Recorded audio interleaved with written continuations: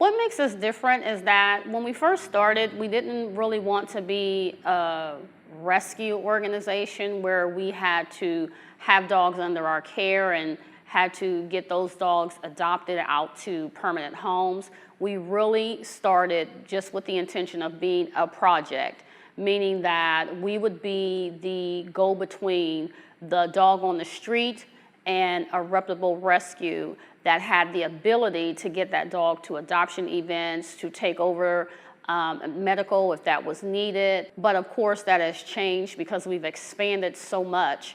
But that's what makes us different. We are out on the street every day. We have volunteers that are out and they make sure that these dogs that we've committed ourselves to have a meal to eat every day. That includes treats, water, whatever we have, we make sure that those dogs have it.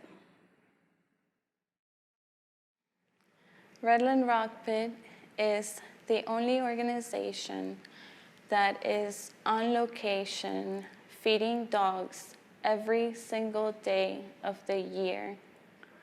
We are a different kind of dog rescue because we open up the possibilities for other rescues, not just in Miami, not just in Broward, but anyone that wants to help, anyone that is reputable and that we approve of can help us with the dogs in the Rock Pit and in Redland. I'm seeing it from the outside as a husband of one of the strong volunteers that they have a passion with what they do.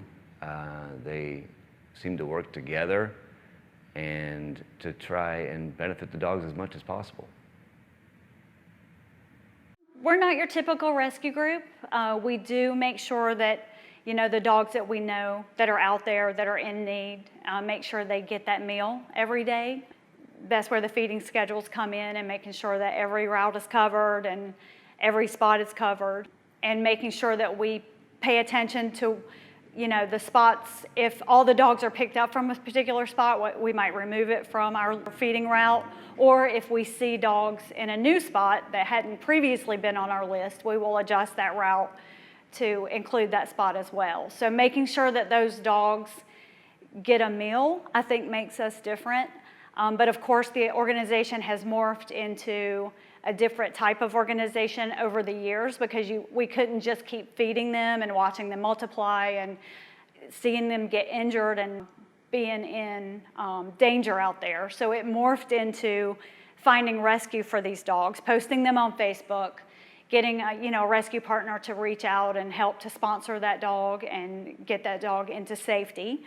And then we kind of got a backlog of dogs because we hit a big storm last year and picked up a lot of dogs at once.